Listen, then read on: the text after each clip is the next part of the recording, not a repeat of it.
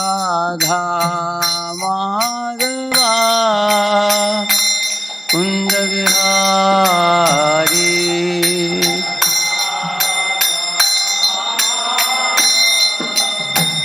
Kund Vihari Gopi Jana Vallabha Girivaradhari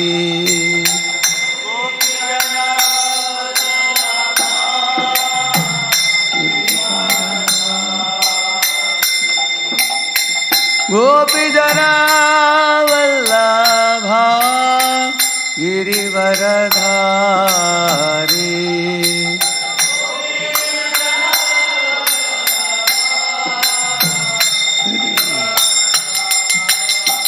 Yashoda Nandana Braja Jana Ranjana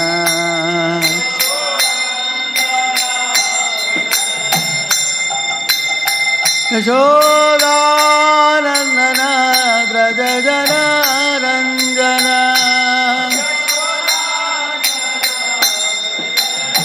Yamuna Tira Vanachari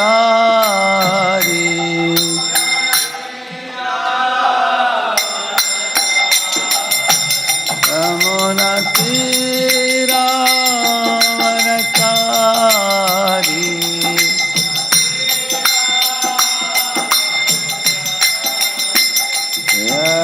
Radha Madhava Kund Vihari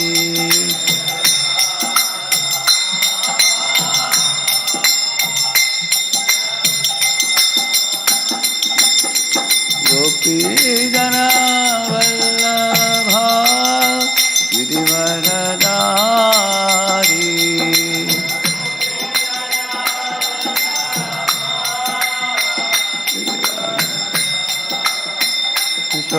Yashodanandana Braja Jana Ranjana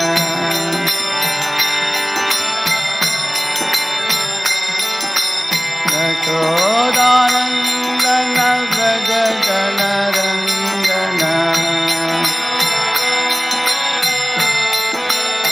Yamuna Tira Vanachari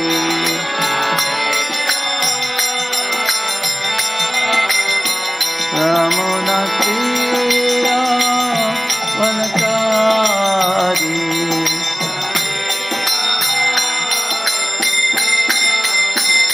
Jaya Radha Madhava Kund Vihari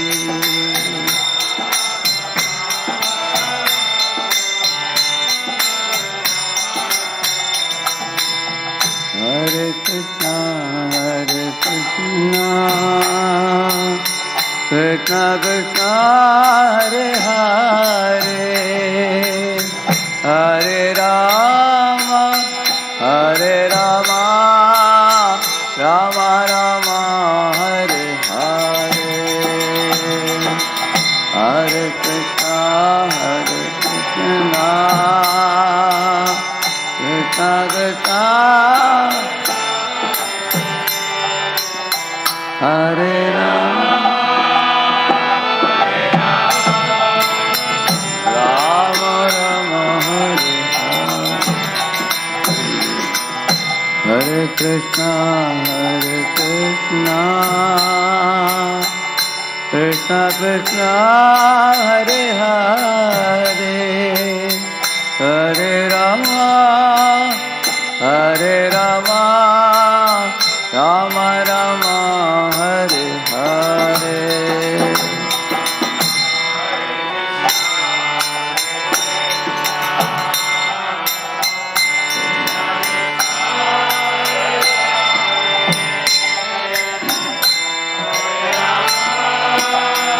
Hare Rama Rama Rama Hare Krishna Krishna Krishna Hare Hare Hare Rama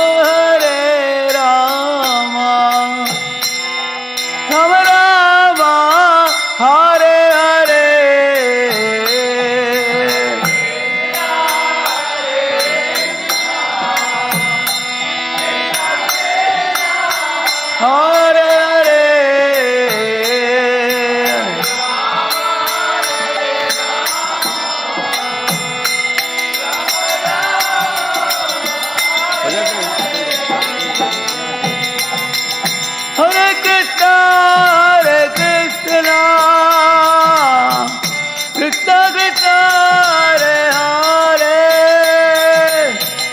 Hare Rama Hare Rama Hare Rama Rama Rama Hare Hare. Loudly.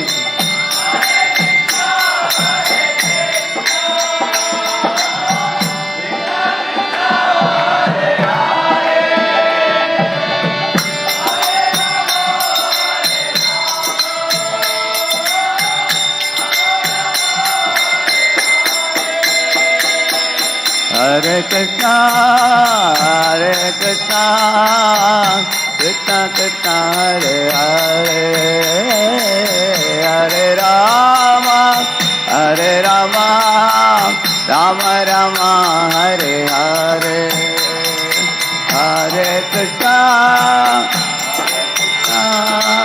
Krishna Krishna, Hare Hare.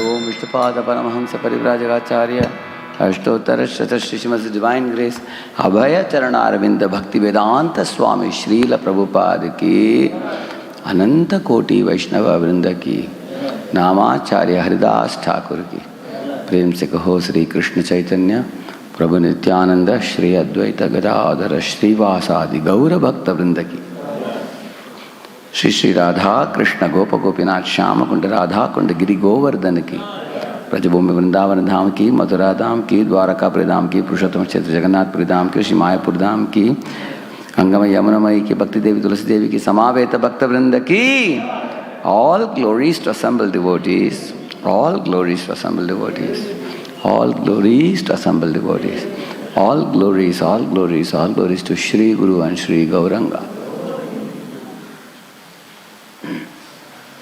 ओम ज्ञानतिमिरन्दस्य ज्ञानाञ्जनशलाकया चक्षुरुन्मीलितं येन तस्मै श्रीगुरवे नमः. श्रीचैतन्यमनोभीष्टं स्थापितं येन भूतले स्वयं रूपः कदा मह्यं ददाति स्वपदान्तिकं. वन्देऽहं श्रीगुरोः श्रीयुतपदकमलं श्रीगुरून् वैष्णवांश्च श्रीरूपं साग्रजातं सहगण रघुनाथान्वितं तं सजीवं साद्वैतं सावधूतं परिजनसहितं कृष्णचैतन्यदेवं श्रीराधा कृष्णपादान् सहगण ललिता श्रीविशाखान्वितांश्च नमामो विष्णुपादाय कृष्णपृष्ठाय भूतले श्रीमते भक्तिवेदान्त स्वामिनिति नामिने. नमस्ते सारस्वते देवे गौरवाणी प्रचारिणे निर्विशेष शून्यवादी पाश्चात्य देशतारिणे. नमो महावदन्याय कृष्ण प्रेम प्रदायते कृष्णाय कृष्ण चैतन्य नाम्ने गौरत्विषे नमः. हे कृष्ण करुणा सिंधो दीनबंधो जगत्पते गोपेश गोपिका कांत राधा कांत नमोस्तुते. तप्त कांचन गौरांगी राधे वृंदावनेश्वरी वृषभानुसुते देवी प्रणमामि हरिप्रिये. वाञ्छाकल्पतरुभ्यश्च कृपा सिन्धुभ्य एव च पतितानां पावनेभ्यो वैष्णवेभ्यो नमो नमः. जय श्री कृष्ण चैतन्य प्रभु नित्यानंद श्री अद्वैत गदाधर श्रीवासादि गौर भक्त वृंद. हरे कृष्णा कृष्णा कृष्णा हरे हरे हरे राम राम राम हरे हरे. ओम नमो भगवते वासुदेवाय. ओम नमो भगवते वासुदेवाय. ओम नमो भगवते वासुदेवाय. नारायणं नमस्कृत्य नरं चैव नरोत्तमं देवीं सरस्वतीं व्यासं ततो जयं मुदीरये. नष्टप्रायेष्व भद्रेषु नित्यं भागवत सेवया भगवत्युत्तमश्लोके भक्तिर्भवति नैष्ठिकी कृष्णाय वासुदेवाय देवकी नंदनाय च नंदगोपकुमाराय गोविंदाय नमो नमः. Welcome all of you for the Srimad Bhagavatam class this morning. We are going to the next chapter, which is 23rd chapter.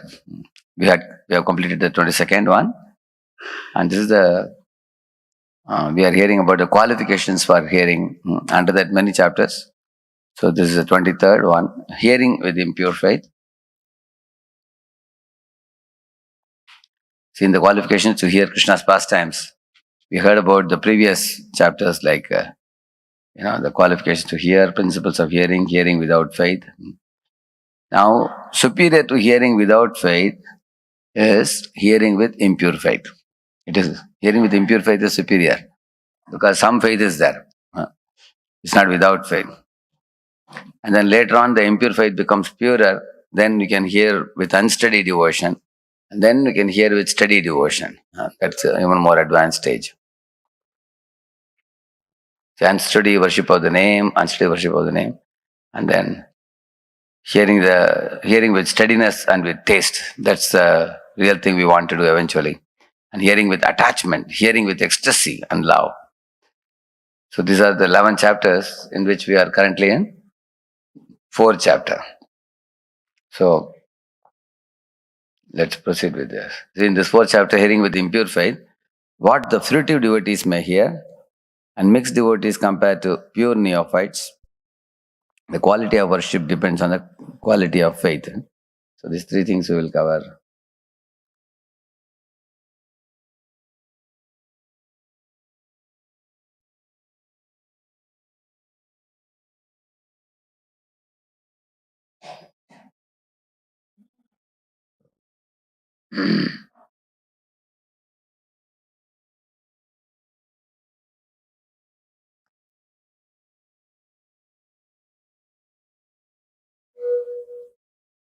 What fruitive devotees?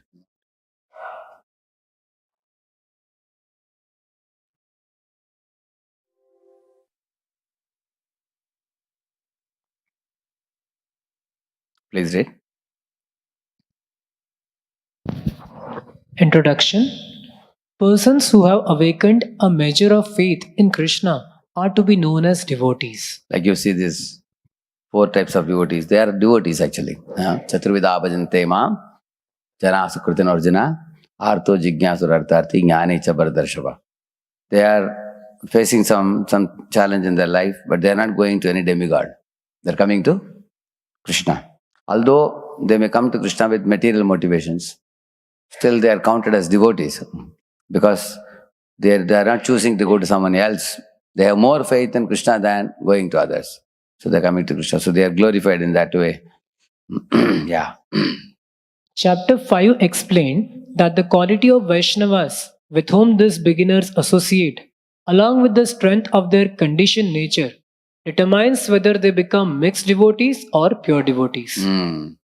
See, the 2 points are mentioned here. One is the strength of their conditioned nature and strength of the devotee with whom they are associating. Both these things matter. Sometimes if one is extremely conditioned, one is not able to take advantage of very advanced pure devotees also. Example is Prachina Parishad. Prachina Parishad could not take advantage of Narada Muni's association. And Narada Muni had to meet out a new method to attract him by speaking some allegorical Puranjana story to him. Similarly, Chitraketu also, he could not take advantage of the association of Angira Muni because he was more ritualistic in his approach to the saintly person, and he could not ask spiritual inquiries. So sometimes you find there is a spiritual advanced person, but the person around him may not be spiritually inquisitive. That's what happened with Mishra. Dr. Mishra, when Dr. Mishra was having a yoga society where he would speak Mayavad. And Prabhupada was just with him. He was like a friend of Prabhupada. He could not take advantage of Prabhupada. Rather, he continued his own Mayavad understanding. So, similarly, Sarvabhattacharya could not take advantage of Chaitanya Mahaprabhu's association in the beginning because he thought that I will teach him Vedanta. So, if you are not open-minded or if we have a superiority complex, I am great, that kind of attitude, then even in good association, we cannot receive good association. It's not possible because water flows from higher level to lower level. So, if we respect, our Chaitanya Mahaprabhu used to respect, wherever there was spark of Krishna consciousness, Mahaprabhu developed deep appreciation and respect. So much so that even from that old Orison lady who was watching Jagannath with great eagerness, Mahaprabhu could get inspired by her. That means even a very advanced devotee can receive Krishna association even from somebody apparently very insignificant, provided they have that longing. So there should be eagerness for association, there should be respect for the association, there should be willingness to be open-minded for receiving association and not close-minded. One should be free from false pride that I am, it's called as I know it all syndrome. If one has I know it all syndrome, even when there is association, one cannot take advantage. This bad habit can come to us, especially after we grow to many years. Then we tend to think that I am more in a position to give and not receive. Then we may not want to go and sit in the lecture of some younger devotee giving. People tend to think, I rather go to my room and do my own studies. I have so many things to, so many acharyas' commentaries are there and I have so many things to study. Then we may not want to sit and listen. Of course, one may argue that even Shastras say that one should seek high quality association if you want to make swift advancement in spiritual life. So one may say that is it wrong? Scriptures don't condemn that. To seek high quality association, to purify our heart faster and advance faster. At the same time, we are not like independent practitioners of Bhakti Yoga living in some dham. If you see in Vrindavan, you find people have only 3 possessions you will find. Many of the sadhus, they have a stainless steel dabba, they have one cloth which they wear like a turban and they carry a stick. If you are like that, then you have a lot of freedom. You can lie in the bank of Yamuna, sit in a gufa and chant like Haridas Thakur. You can seek advanced association and read your own books if you are on your own. But we are not like that. We are in an organization. So there is a protocol that every day we have Srimad Bhagavatam class and we hear from every devotee who speaks. Maybe they are advanced, they are not so advanced. Maybe they give simple lectures or advanced lectures we hear. But at the same time, we need to also observe our attitude. Whether do we have respect for other Vaishnavas, we have appreciation, we have open-mindedness, and we are, we are willing to hear. So then there is advanced association also. Sometimes, even in the presence of pure devotees, one is unable to take advantage. Like you can see our Ramanand Raya and Chaitanya Mahaprabhu when they were talking, the Brahmanas were Vijatiya Brahmanas. So even though they saw Mahaprabhu, they could not take advantage. They could not gel, they could not connect with the behavior of Ramanand Raya and Chaitanya Mahaprabhu. So they could not take advantage. You can see that. So therefore, that means the strength of one's conditioned nature may be so strong that one is unable to take association. Or the person whom we are trying to associate may not be potent enough to offer us something that will purify us and elevate us. Like sometimes you find that very sincere sadhakas, very sincerely inquisitive, they are actually open-minded. They are willing to receive good instructions, but the person who is mentoring them, they don't have much stuff to give. They may think that we just give prasadam and we make him happy, that's all. But if the person who is mentoring them can provide them the right kind of spiritual food, this person would take leaps and bounds. Just like you see Chanakya guided Chandragupta and he made him the king of the whole country. Practically Guptas were ruling the whole world at one time. The whole country. Golden age of the Guptas, you say. But if you see how it came about, if you see Chanakya was a teacher who could educate Chandragupta like that. Similarly, Bhaksan Thakur brought the full potential of our Srila Prabhupada and empowered him and inspired him to propagate the wisdom all over the world. So Bhaktivinoda Thakur used to say, if I can make one pure devotee, my life would be perfect. And our Srila Prabhupada also writes in the Dhruva Maharaja's section, if one of my devotee becomes a pure devotee, I am confident that he will take me back home, back to Godhead. Out of his humility, Prabhupada is writing like that. So, therefore, therefore we should never hesitate. Like if I am giving my so-called association to somebody, but I feel that this person is a very potential candidate, he can do many great things. We should not fear to introduce them to more advanced devotees. I have written letters to many of the senior people and connecting them, some devotees who could do much more than when they are under us. So just like you will see Sripad Ramanujacharya also, he was actually sent to different great personalities to learn certain specific things. Like he went to Goshtipurna to learn certain things. Like that. He learned Ramayana under somebody. He learned Vedanta Sutra under somebody, like that he was sent. Although one has a spiritual master, one should be in his shelter and be obedient to him and follow his instructions. And one is also allowed to take association with the blessings of the spiritual master. And one should advance in spiritual life. So the strength of the person giving association and the strength of the conditioned nature of the subordinate person, both these things are to be taken into account. That will decide whether this fellow will become a mixed devotee or a pure devotee.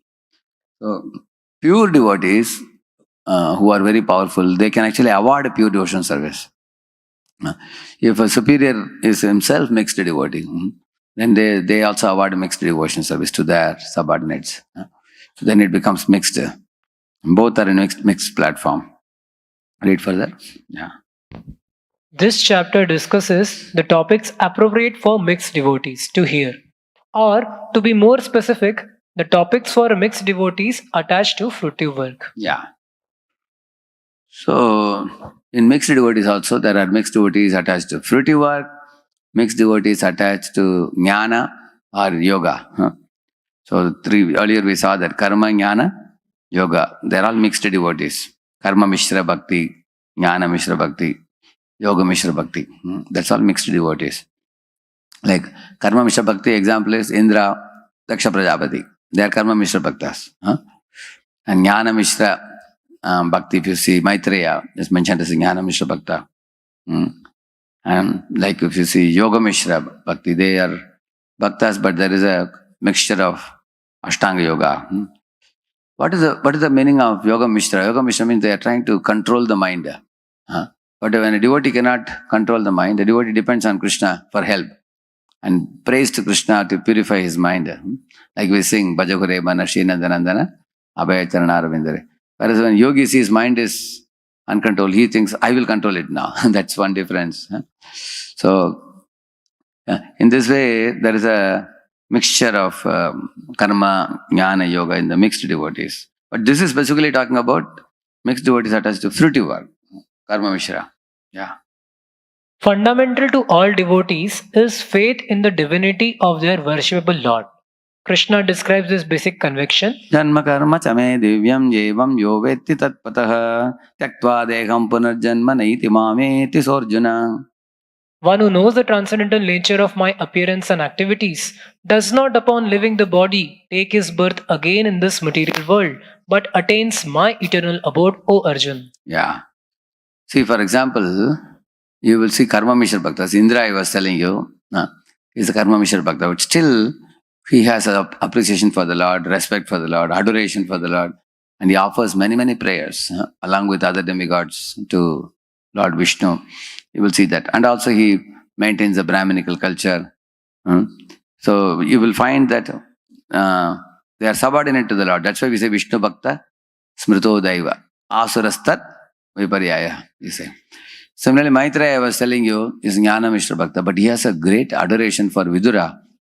And he tells Vidura, when I am speaking spiritual knowledge to you, I am more inspired by you than you may be inspired by me.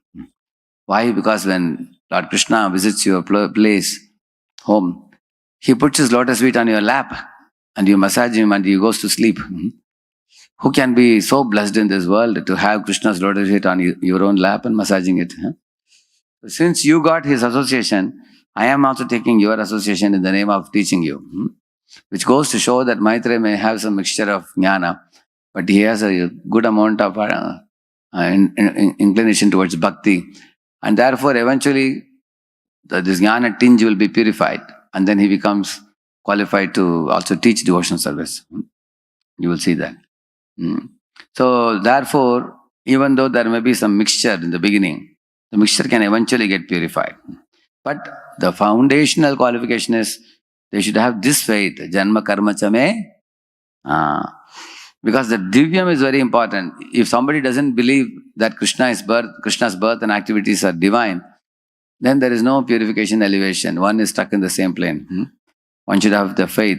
Like you see here, Krishna appearing in the jail of Kamsa. He manifested many, many divine opulences and abilities at that time. You will see that. Tam adbhutam balakamam bhujekshanam. So the very first line says, Tam adbhuta balakam, it says. Why is adbhuta balakam? He's not ordinary balakam. It's adbhuta balakam because he manifested 400 form. He showed Shankachakra Gada Padma. He had a Kaustubha jewel. He had a Srivatsa Chinha. He had a Pitambar. He was not a crying child. He was a smiling child. He was not a child who was mum. He was actually a speaking child. He was speaking to the parents. And he is not a forgetful child. He was a remembering child. He remembered the previous two births of his parents. He told, you were Prishni Sutapa, I became Prishnigarbha, you became Aditya Kashyapa, you became Vamana. Now you became Devaki Vasudeva, I become Vasudev. So he reminded even the parents about their previous births, which they were not aware. He was reminding them. Which ordinary child can do that? And then when he spoke to them, when he ordered them to take him to Nanda Gokulam, you will find the jail doors opening and Vasudev carrying him. So you can, and Anantashesh coming and offering him protection. And Indra showering rain all over except on Krishna. And Yamuna giving way. So these are all actually divine arrangements which happen because the top personality in all the material and spiritual creation is descending in this world. In order to facilitate him, all the devatas are very happy to cooperate with him. Even the constellation of stars, they became arranged in such a way that it became auspicious at the time of Krishna's appearance. Ashtami, for example, Ashtami is not a full moon day, but moon became full moon for the pleasure of Krishna. The nightingales were singing, peacocks were dancing, the rivers were full of water.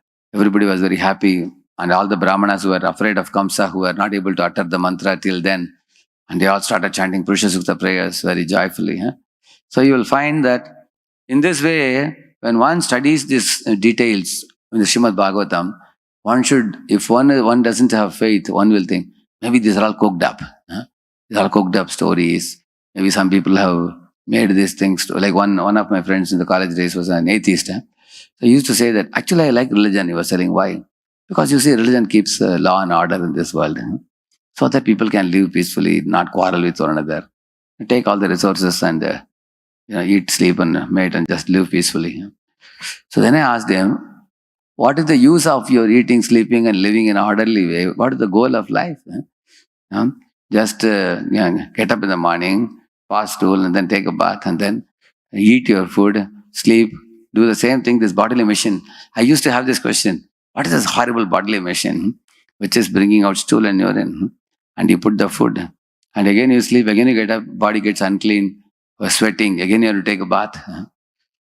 I told him, is this the ultimate goal of life? To rot in this body? I asked him. This was in my school days. And he couldn't answer that. No, he said, I don't know what is death, but till death we should live peacefully, he was telling. They don't know, he's ignoramus. So, these people have no goal of life. They think this body is all in all. Just eat, sleep, be merry, and then keep law and order in this world. And they think religion is meant for that purpose. So these are faithless. So such faithless people can never attain the Lord. Lord says, Aprapya mam nivartante mrityu samsara vatmani. 9.3 Bhagavad Gita, Krishna says that. Such people. So And also there are others who have faith in religion and scriptures, but they have more faith in, for example, there are Shadarshan people. There was one doctor in Pune, one Ayurvedic doctor, old man, he is like 75 or 80 years old. Still, when there is a 3-day conference on Shadarshan, he will go for that. Because that philosophical bent of mind is there. Even in old age, all the teeth are gone, hair has become white and baldy, and he's going and sitting hearing Shadarshan. That ruchi is there. Philosophy. But you tell him, chant Hare Krishna, they won't chant. That faith is not there. So you will see that's the point. If somebody is fortunate, only then he will have that faith. Janma karma chame divyam. These activities are divine. Krishna's appearance is divine. Although Krishna appears as if, therefore the Bhagavatam says, Manushya cheshtam apannau, he says. He adopted a human-like behavior. Not that he is a human being. Like it says, abhitau bhiru bhitavat. It says, when Krishna was running away from Jarasandha, Krishna Balaram, both of them, palayamana utau drishtva magadan prahasan bali, it says. So he says that prahasan bali. So when Magadha Raja, this Jarasandha saw Krishna Balaram, both of them running, he was laughing like that, prahasan bali. But there it is said, abhitau bhiru bhitavat, it says. Lord was actually abhitau. Abhitau means not afraid. But bhiru bhitavat means as if he was afraid. So why these things are mentioned? Similarly, it says, Manushya cheshtam apannau, it says. He adopted a human-like behavior. Not that he is an ordinary human. So these words have to be seen in the Srimad Bhagavatam. You will see, actually he adopts human-like behavior to please the devotees. By just like a father sometimes, runs away from the small kid, and the kid is taking a stick and running behind the father. Papa, I'm going to beat you. And the father is not running too fast. He's running a little slow because the child has to catch up with him. Isn't it? Otherwise, if he runs too fast, if he actually shows his speed, can the small kid catch up with him? So he is also running round and round, and child is running, and child is enjoying that I have made my father fearful of me. And father is showing, whether he's seeing and running like this, as if he's afraid. And everybody has amusement. Wife and other people in the family have amusement seeing the father running away from the small kid. So Krishna may do such amusing activities. Devotees become thrilled by watching the Lord's playful activities. At the same time, the Lord's actual power also is displayed by him. How he destroys the demons. So what happens to devotees when they see the Manushya Cheshta of the Lord? Their affection for the Lord becomes multiplied, manifold. So much so that Lord enters into their minds and hearts. Even when they're sleeping, they will dream about the Lord and they will laugh to themselves. Just see how Krishna behaved in this situation. On the other hand, the non-devotees, their eyes are, covered with the dust of suspicion. Hey, he's running. Jarasandha is chasing. Is Krishna really God? And then one becomes suspicious. Now, who becomes suspicious? One person who becomes suspicious is atheistic person or non-devotee. But devotees who have not yet attained the spontaneous affection, like even Kunti Maharani, she says, Tadatyanta vidambanam. She says, Naveda kaschit bhagavamsya kirshitam tavehamanasya nrinam vidambanam nayasya kaschit daitosti garhyachit veshyascha yasmin vishamamatinrinam. In another verse, she says also, Samam imoheti bhirapi adiviveti. What that was? Gopya dade tvaigrita gasidama tavad yate dashashur kalilanjana sambramaksham vaktram niniya bhaya bhavanaya astitasya samam imohayati bhirapi adiviveti. She's saying. So, Krishna, when I see you and your behavior in Vrindavan, your eyes are decorated with kajal by Yashoda. And then when Yashoda is taking a stick and running behind you, you are running away in fear. Although fear personified fears you. And you are running behind, running away from her. And you are rubbing your eyes and your tears mixed with kajal is flowing down from your eyes. When I see this beautiful, lovely face with curly locks of hair with your eyes rubbed by even tears coming. So it's shocking to me, because you are the supreme absolute truth. If you behave like this, what will happen to the other living entities? They will get bewildered by seeing you. They are going to declare you as an ordinary person. Avajananti mam mudha. So why don't you show your Bhagavata? Godhead gives up his godhood for the pleasure of his devotees in Braj.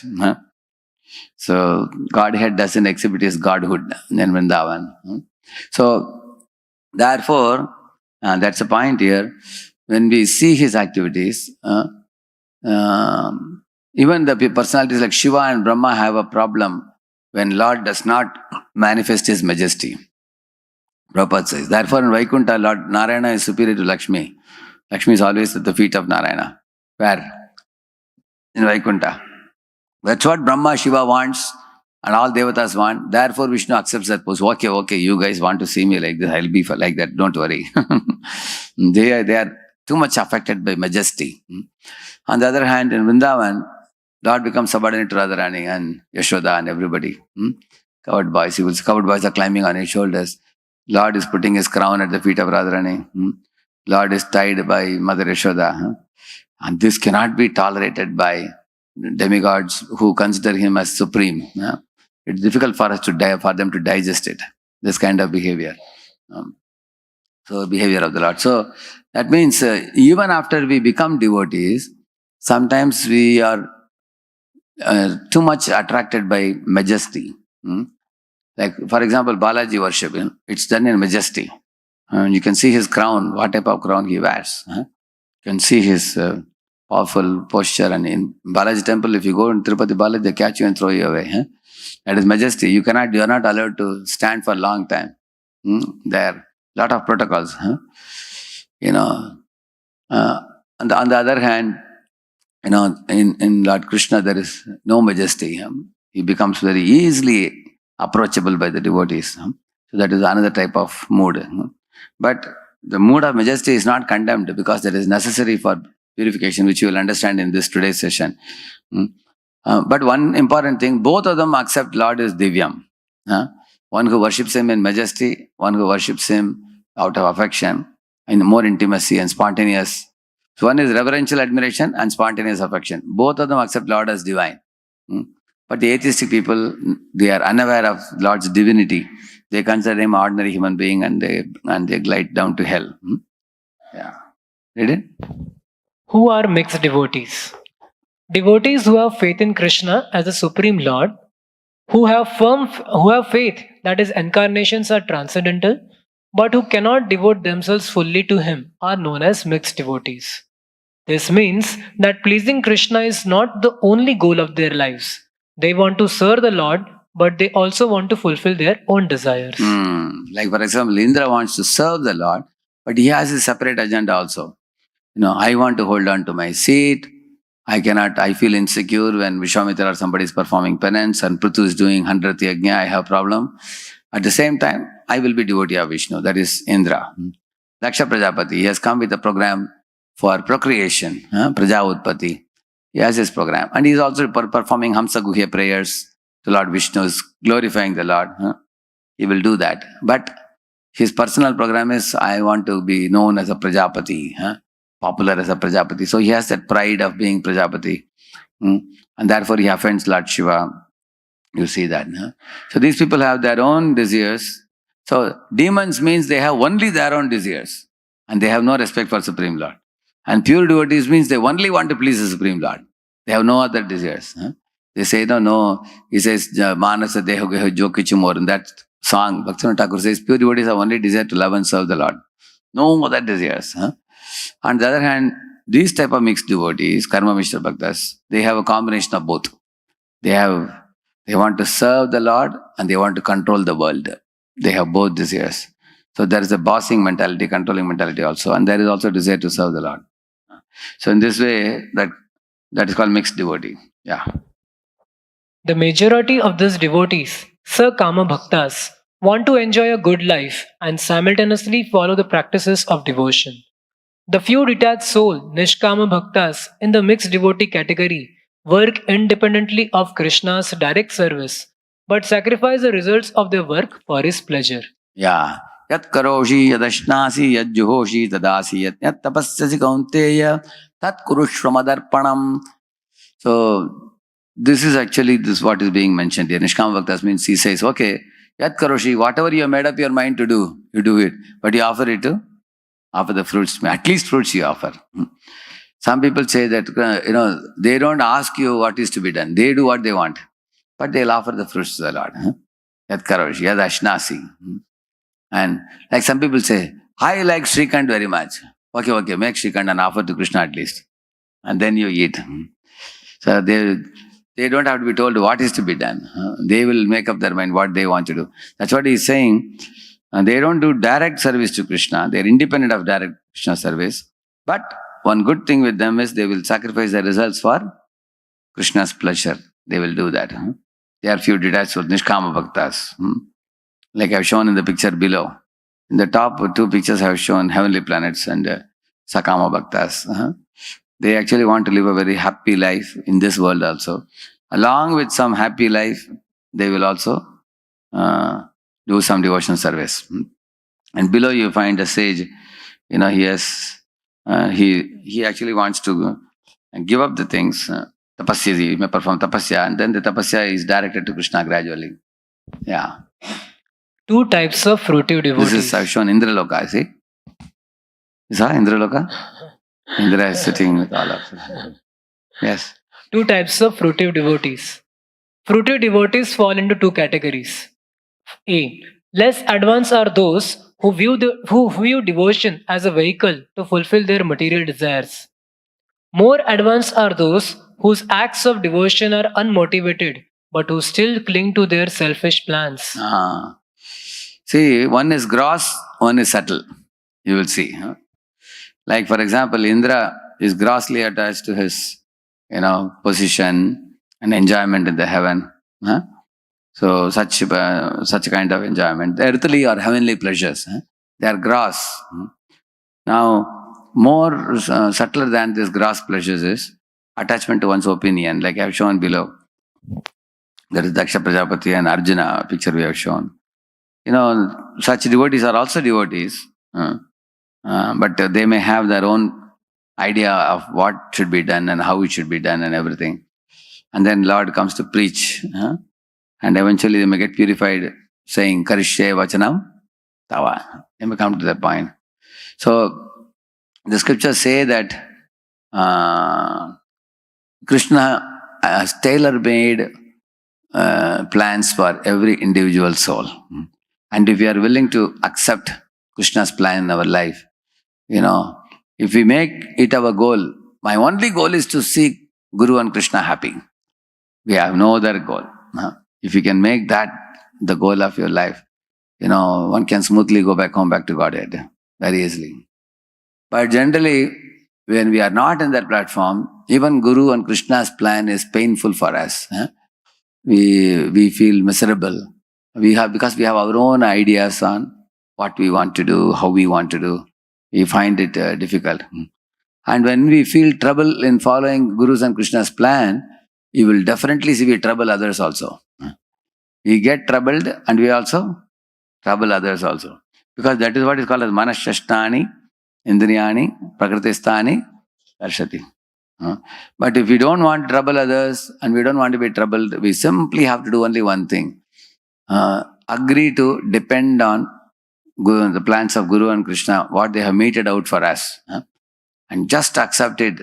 Even if you cannot see it is good for you, accept it like a medicine and apply it. And we will see that we truly become happy. Others also become happy, we will become happy, and Lord becomes happy. Everyone is happy. Just like in a hospital, like once I saw in a hospital, there were two beds. And this fellow was here and this fellow was here.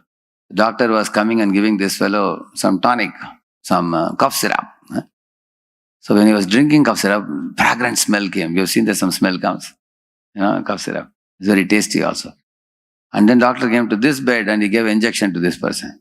This fellow was screaming. He said, Doctor, you are giving him very sweet tonic and are giving me injection. Why don't you reverse the two? Give me tonic and give him injection. So when you go to the hospital or a dispensary shop, you choose the medicine or doctor prescribes it? Huh? Doctor prescribes it, isn't it? Huh? We can't choose it ourselves. Like one time when I got a cough, doctor gave a cough syrup. He told me only 1 spoon you should take in the morning, early morning. When I took early morning, I called the doctor. Doctor, if you don't mind, I can take 4 times also. It's very delicious. How many times I should? He said, no, only once you should take, he said. So sometimes the medicine is very sweet and we think that we can take more, correct, no? But who knows best? Doctor knows best. Like we say, Prabhupada says, eat Krishna prasadam. Take gulab jamun, Prabhupada used to say. But then some devotees started overeating gulab jamuns, and later as Prabhupada said, stop now. Don't eat so much.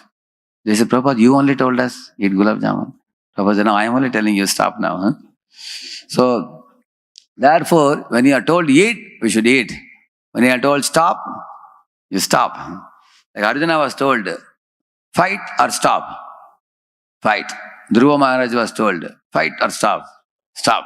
Whoever is told stop, stop. Whoever is told fight, fight. That's the meaning of depending on the Lord's will.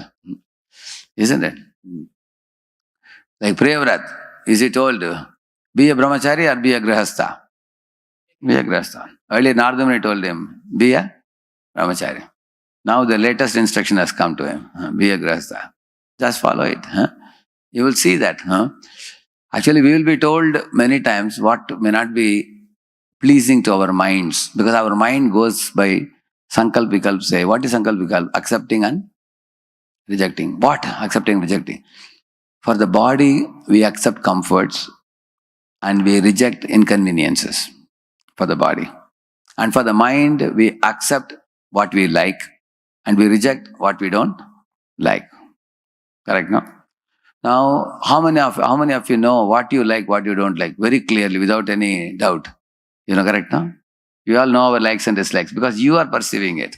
You know it. But in case it is coming from the top, Guru and Krishna are giving me something which I may not like, and our expressing our willingness to follow it because it is purifying to us, it is good for us, it is pleasing to them. That's what we are talking about.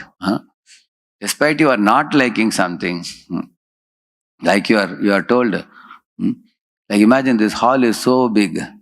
Imagine when you went for yatra, they gave you a big hall like this, and you are asked to stay with one more devotee whom you don't like in this hall.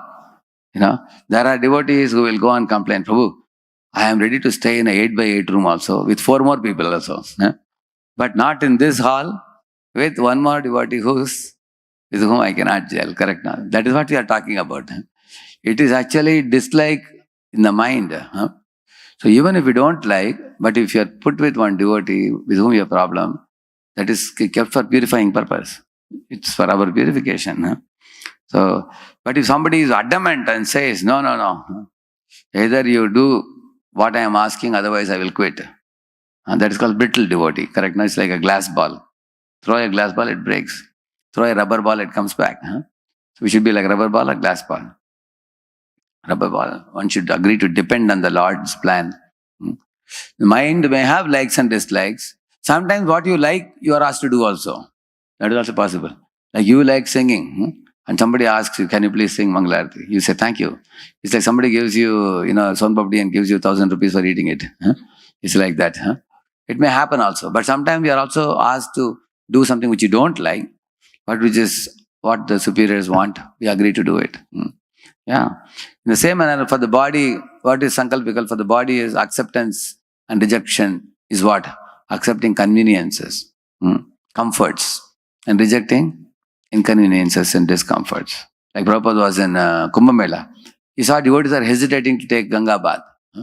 Prabhupada himself went to the Ganga and took a dip in the chill waters early morning. And the devotees saw Prabhupada, everybody jumped. After that, they also went and took bath. They didn't mind the inconvenience, isn't it? We may be taking hot water bath daily. But then when you go to Kumbh Mela, you may not get hot water. Then you take Ganga bath, no problem, once in a while. So that's the point. The less advanced devotees are those who view devotion as a vehicle to fulfill their own material desires. Material desire means a personal desire for sense gratification. Spiritual desire means a desire to satisfy the Supreme Lord. So, if I'm using devotional service for this purpose, it's less low class devotional service. More advanced are those whose acts of devotion are unmotivated, ahaituki, but who still cling to their selfish plans. Yeah, they are not attached to commodities or post or position or gold or land or women. These are gross commodities. They are attached to my opinion, my way of doing things, my plans, my ideas, my desires, my kind of comfort level, like that. That is the attachment to those subtle, intangible things, very subtle things. That also a devotee has to give up. We have to give up the gross and subtle attachments if we really want to do pure devotion service. Therefore, like for example, many of us come from various backgrounds and we have read so many other philosophies. But when we come to Krishna conscious philosophy, Prabhupada says doubting is a function of intelligence. So we can ask doubts, but after you get the knowledge from a bona fide sampradaya, still if you continue doubting, then you're a rascal, Prabhupada says. One place Prabhupada says that. That means, attached to my doubts, not willing to give up our doubt. Because we have a too high estimation of our own intelligence. Correct, no? So, therefore, you will find, as one proceeds in the study of Srimad Bhagavatam beyond the 5th canto, then one will understand that, one considers oneself insignificant. One considers our own brain and intelligence to be very insignificant. And we are subject to 4 defections as well. We have so many deficiencies and flaws and 3 gunas and everything. So we should not have very high estimation of our own pratyaksha praman. And shastras are very deep and profound. Acharyas are very learned and very advanced. They can actually teach us things which we cannot immediately perceive with our mind and senses. So we should have deep respect for them. And that respect awakens, then one advances in spiritual life. So therefore, giving up opinion, how does it come? How can one give up one's own selfish plans and opinions? Only when we develop a deep reverence for some Vaishnava devotee and faith in the beginning, respect in the beginning, which develops into faith, and it develops into affection, and then attachments, and sayeva sadhushu krito mokshadvaram apavritam. Then we can be liberated, and then we can go beyond this hetus or motivations. Yeah, read below. Krishna advises preachers not to discourage such attached devotees from working. What is that verse? Sakta karmanya vidvamso yatha kurvanti bharata. Correct, no? That was Joshiyet sarva karmani, he says. That means, if somebody is attached, don't forcibly detach him. Krishna says that. Like for example, somebody is attached to Shiva or Ganesha worship. If you condemn the demigod immediately without giving him higher taste, then he will neither do demigod worship nor worship Krishna. And he will give up everything and go away. Don't do that. Try to gradually bring him from a lower understanding to a higher understanding. Similarly, somebody has a fruitive mentality. Like many students ask me, Prabhuji, you always say that we should not be greedy, but I am very greedy, I am very ambitious. I want to become a big entrepreneur and make crores of rupees. So, fortunately, this question was asked by one boy during my college days to Bhaktivinoda Maharaj. Bhaktivinoda Maharaj said, oh, that's wonderful. You make millions of dollars and give 50% to Krishna. He said, now I say the same thing. If any boy asks that question. So therefore, he's a fruity fellow. You want to become a big fellow, famous fellow, make lots of money. Make it. And then, make Krishna also a partner in your business. Give him 50% of your earnings. So that way, you're Joshiyet sarva karmani. Dovetail him in Krishna service. So you will see most living entities, when they come to Krishna's lotus feet, in the beginning you will see they will only be willing to give money. And after some time, they may be willing to offer some seva. They develop a desire. I want to give for the dress. I want to give for some prasadam distribution. And they will give some donation. And after that, they will do some seva themselves. They will want to serve prasad. And they may want to, stitch some cloth or make some ornaments. And some desire comes to render some service. They may not chant Hare Krishna. But afterwards, when they do the service, they get purified. Then they want to develop a desire for chanting Hare Krishna also. See, every morning we announce 250 people came. And how many of them agreed to chant daily? 5. That ratio shows that once in a while people are ready, but to daily chant fixed number of rounds. And for some to come to 16 rounds of daily chanting and getting initiated is even more higher. Correct, no? Not only that, some people become even initiated, still they only occasionally come to temple.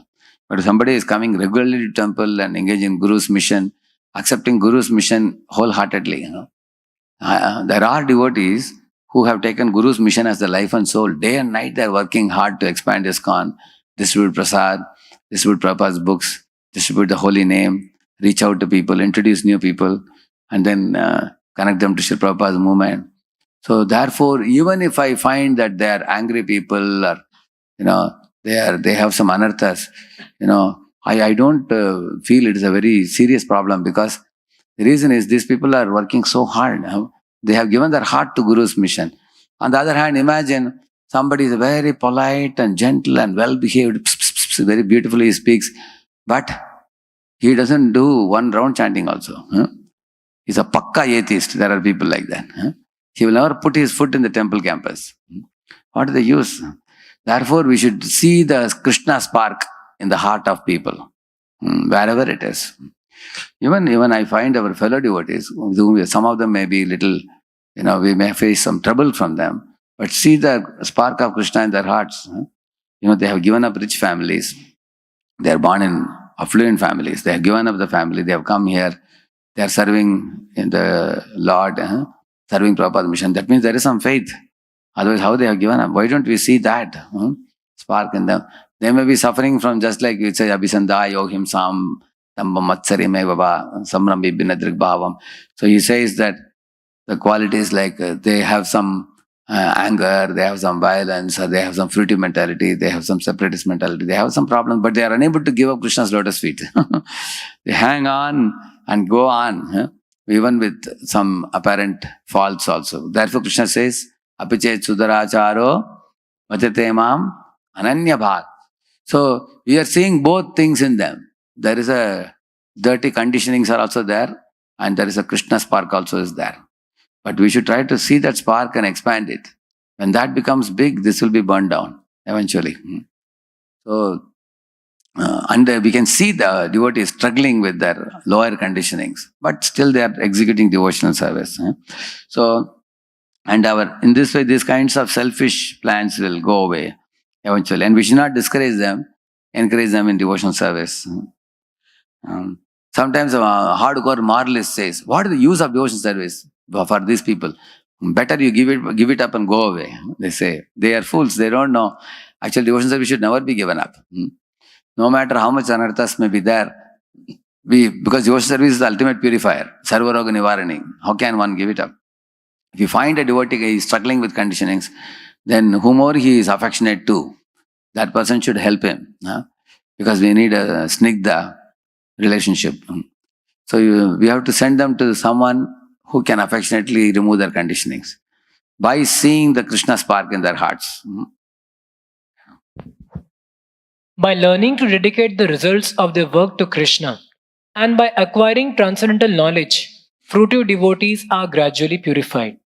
As they become increasingly aware of two things they have to do. They have to dedicate the results of their work to Krishna, and they have to also keep on acquiring transcendental knowledge. Because as transcendental knowledge keeps increasing more and more, the desire to offer more and more fruits to Krishna and gradually come closer to Krishna, that will increase. The fruitive mentality is reduced. See, fruitive mentality is very much I-centered. The reference is ourself only in fruitive mentality. I want. I was the first one to do this. Nobody else can do this. I am indispensable. I am a very special devotee. Atmano bhakti darpataha. That type of mentality. So, darpa means pride comes from our own devotional service. So, that is because of I reference. And Krishna is not visible to us. We are blinded due to our pride. But as we keep dedicating our results to Krishna, even you will see karma kandi brahmanas also, Indraya swaha idam na mama. They say, what is the na mama? Not mine. They offer the grains, they offer the silk, many other things in the sacrificial fire. When you detach the commodities which you have worked hard and earned, some amount of detachment is produced by that. For example, you are giving annadan, yajna dana tapashaiva pavanani manishinam. They purify a person. When you do yajna, dana, tapa, all these things, they get gradually purified. In the same manner, when a devotee offers the fruits to Krishna based on the shloka, yat karoshi yadashnasi yad juhoshi, gradually the detachment develops. And as detachment develops, on one hand, vairagya is also developing, and divya jnana is also increasing. And that is how the quality of our offering to Krishna becomes more and more purer. Go ahead. As they become increasingly aware of their own selfish ways in their quest for unmotivated devotion, like Dhruva Maharaj, these devotees begin to correct themselves. So Dhruva Maharaj went with the material desire to the forest. But then, imagine you have a barrel in which is filled with yellow hay. But you put one spark of fire inside, everything is burned down. Similarly, when Vishnu became awakened in the heart of Dhruva, Vishnu and darkness cannot exist simultaneously. Vishnu drove away the darkness. He destroyed the material desires. Dhruva became purified. Therefore, he said, Kacham Vichinvan, Abhidivyaratnam, Swamin Kritartho Asmi, Varam Nayache. Like that he said. In Bhagavatam, there is another verse. Nunam vimushtamatayaha tabamayayaste etvam bhavapya vimokshanamanya hetu archanti kalpakaturam kunapopa bhogyam icchanti. Some neraye pinranam, like that, there's a verse. He's saying, my dear Lord, you are like a kalpataru. You satisfy everybody's desire. Somebody comes with material desire, you satisfy material desire. Somebody comes with moksha kam, you give them moksha. Somebody wants siddhi, you give them siddhi. So I have to be careful because you are a kalpataru and I should not cheat myself by asking some cheap commodities from you. Rather, one should ask for loving service to you. So, kunapabhabogyam, I am such a fool, I am asking for material bodily pleasures, asking for a loka myself. So, he actually recognized very quickly. Yeah. The elevation to pure devotion. Heading? How mixed devotees get elevated. The elevation to pure devotion takes place by the regular and systematic infusion of transcendental knowledge. The more saturated with knowledge one's devotional practices are, the more potent they become. And this increased potency shows in the devotees' increasing detachment from material enjoyment, which in turn further enhances the quality of their devotion. See, one may wonder, is it only the increment in knowledge? For example, you find somebody takes a big plate of food. As soon as he finishes, within 10 minutes, he has to run to bathroom. Everything drip in one shot gone. Nothing now in the belly. And this fellow is very, very skinny. He took in so much. Why he is not getting strong? Either the worms in the belly are eating it, or he is not able to digest the food. Similarly, it is not only the quantity of hearing that you do. Many times sadhana card we check whether you have completed the number of hours of hearing, like that. On the other hand, somebody may not have immediately clearing the belly. He may eat also, but he is not becoming strong in the body. The body is always 40 kilo, 30 kilo only. It's not increasing. Why? Because the worms are eating it. Similarly, we may be gaining knowledge, but that knowledge is not awakening devotion. Rather, it is becoming a scholarly aptitude. He is tasting Raschand Alankar in the scriptures sometimes. There is a tendency in us, especially if you have a scholarly bent of mind, to taste the grammar or the usage of words or the chanda. It's not wrong to taste at the same time. Because even our great acharyas like Vishwanath Chakravarti Thakur, and you see Kaviraj Goswami wrote that beautiful Ashtakam of Radharani. Kunkumakta Kanchanabja Garvahari Gaurabha Pitananchitabja Gandha Kirti Nindi Saurabha Vallavisha Sonu Sarva Vanchitartana Tadika Makhyamatma Pada Padma Dasya Dastu Radhika. So you can clap hands and enjoy. Many people will clap hands without knowing the meaning also. His meter is very good. But we should make an effort to also know the meaning, what is the meaning of the song, and relish it also. So, if we get into a scholarly spree, scholarly type of effort of the scriptures, and without missing the devotion, missing the spirit, then we get lost, like Devananda Pandit or Ramaharshana Sutta and people like that. On the contrary, Lord Chaitanya appreciated South Indian Brahman, who was appreciating Lord Krishna as a Bhaktavatsala Govinda. So one should be very careful. Or sometimes one study of scripture is to show one's greatness. That is also another thing. Popularity game. So that is another danger.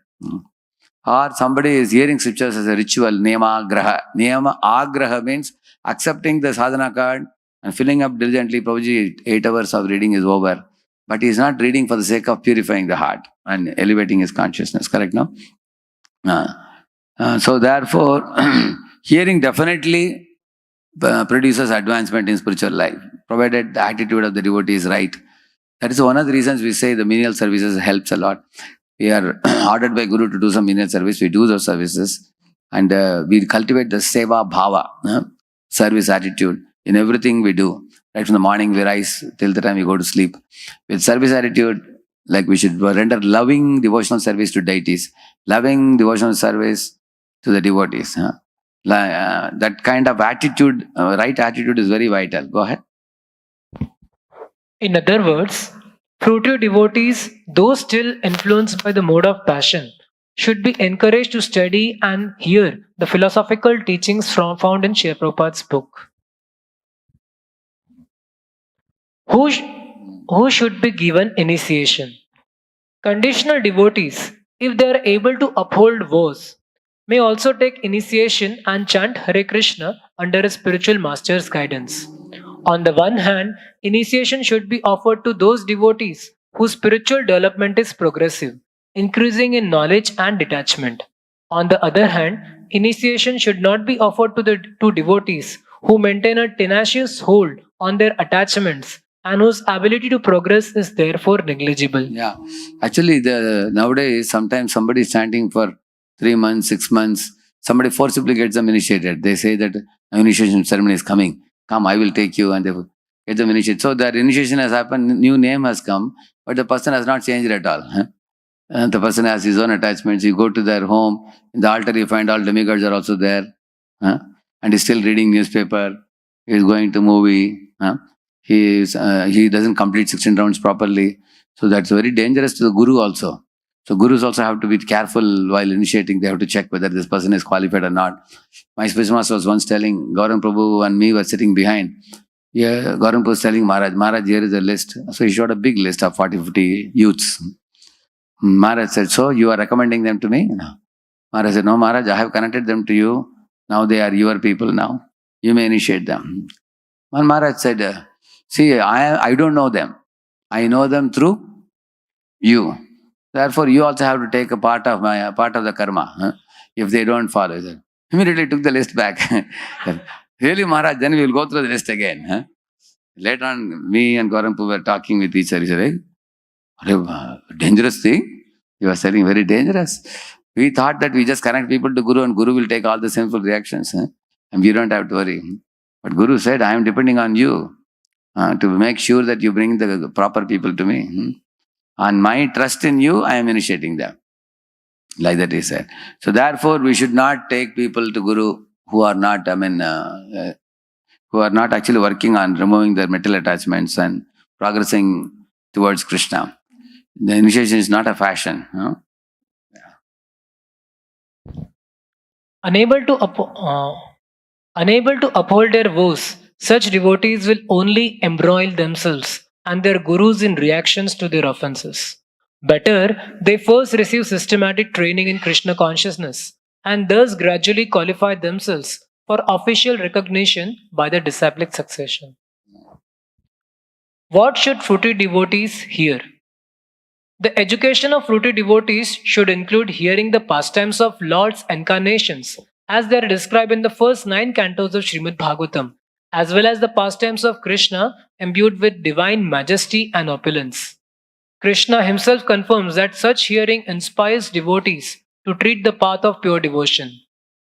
Etam vibhutim yogam cha mama yo veti tatvata so vikalpena yogena yujyate natra samshayah. One who is factually convinced of this opulence and mystic power of mind engages in unalloyed devotional service. Of this, there is no doubt.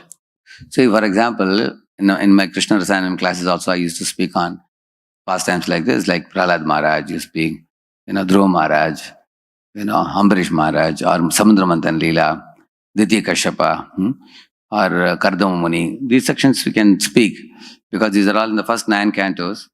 And Matsya, Kurma, Varaha, Narsingha, these pastimes can be spoken. One brahmachari, one speaker was speaking on the 12 Mahajanas. One Mahajan in one class. It's very nice it is. Similarly, Dashavatara, you can give 10 classes, one on each avatara. It's very nice. Take from Bhagavatam, prepare nice materials, PowerPoints, and you can present. In the same manner, Lakshmi Narayan Leela and Sitaram Leela, all are available, the first 9 cantos. And also, especially the goal of this training program should be to help the Jiva understand the Lord's greatness and our smallness. And Lord's omnipotence and our insignificance. That's the main goal of understanding all these pastimes. And also, on one hand, our affection for the Lord should increase, along with reverence, admiration for His greatness. So sometimes I also take this Sripad Ramanujacharya's list of qualities like Jnana, Bala, Aishwarya, Teja, Shakti, Virya. So these are 6 very prominent, very potent qualities of the Supreme Lord.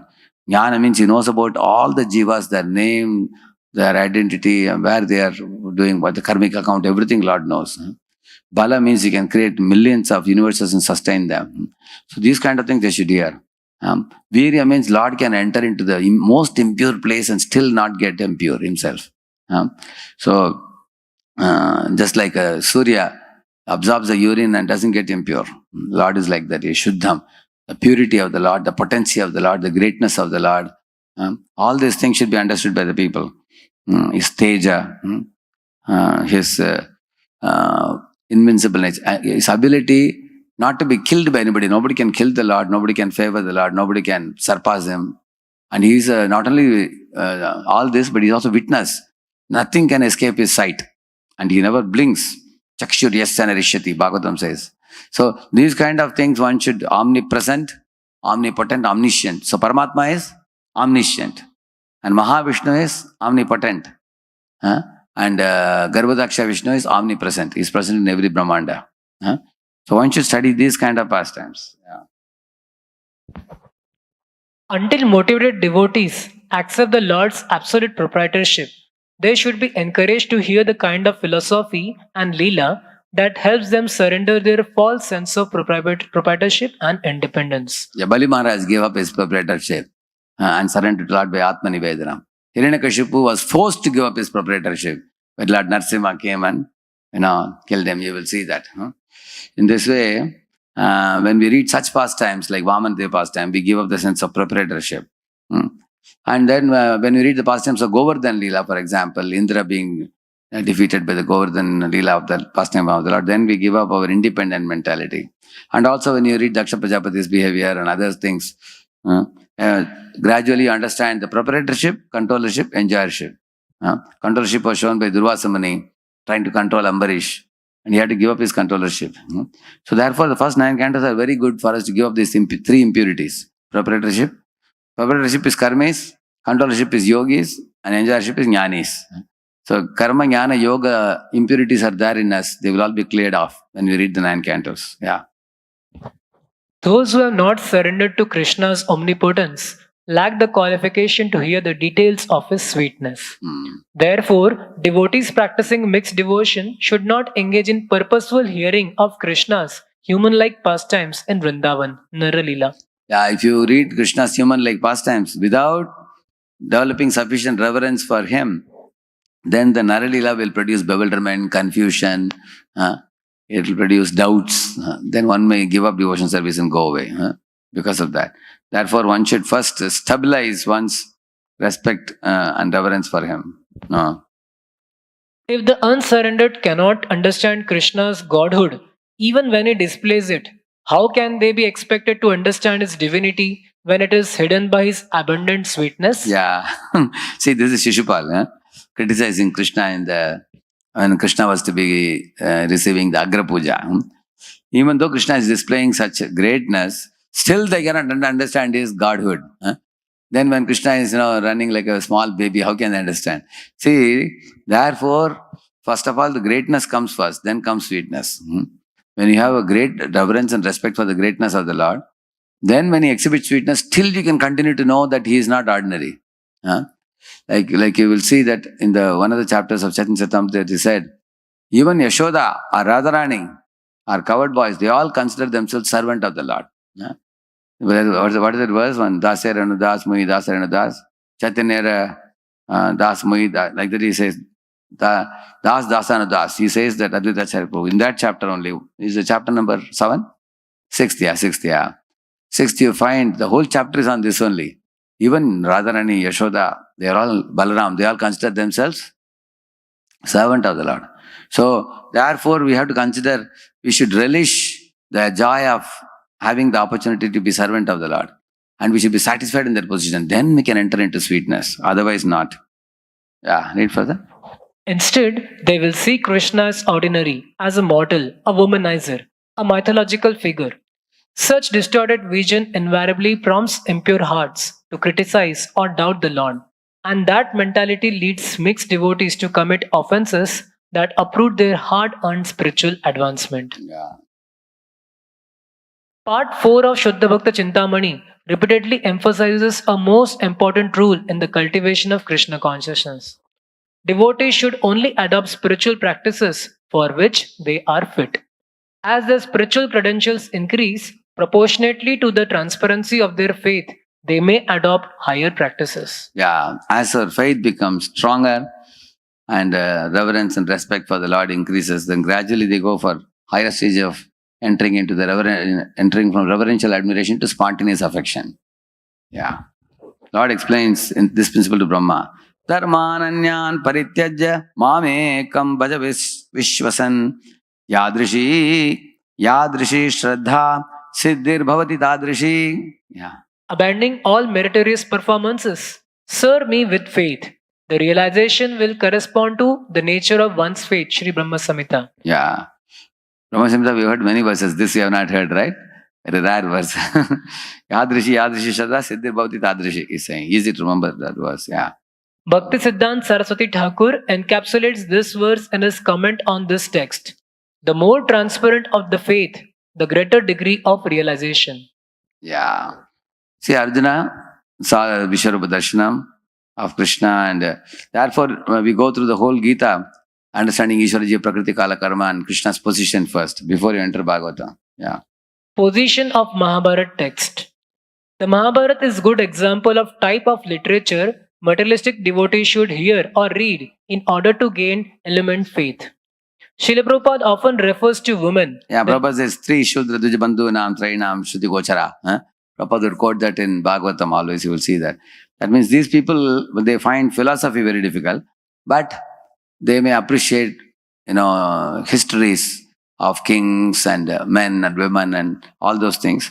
So therefore, the Mahabharata has a very exhaustive presentation of the greater history of India, Mahabharat, within which is capsulated the Srimad Bhagavad Gita, and also surrender to Krishna. So that can be read. No one should feel offended by this grouping, because today more or less everyone in the world fits into one of these three categories, he's saying.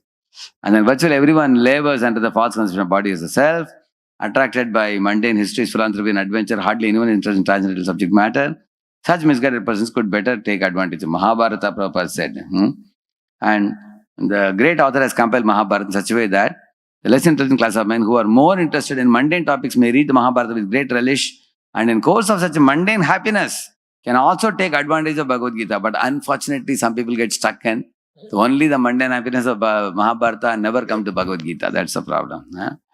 So, thus by reading the Mahabharata, the free devotees fulfill their propensity to hear mundane topics, but they do so in a way that purifies them by contact with Krishna, especially when they read the gem hidden in the Mahabharata, which is Bhagavad Gita. In this way, the devotees become further qualified to inquire and enter into more elevated topics of Bhagavatam. Should ISKCON devotees therefore read the Mahabharata? He says, Prabhupada did not forbid it. He says, what is the meaning of Prabhupada did not forbid it? Even if you don't read Mahabharata, it's not a loss.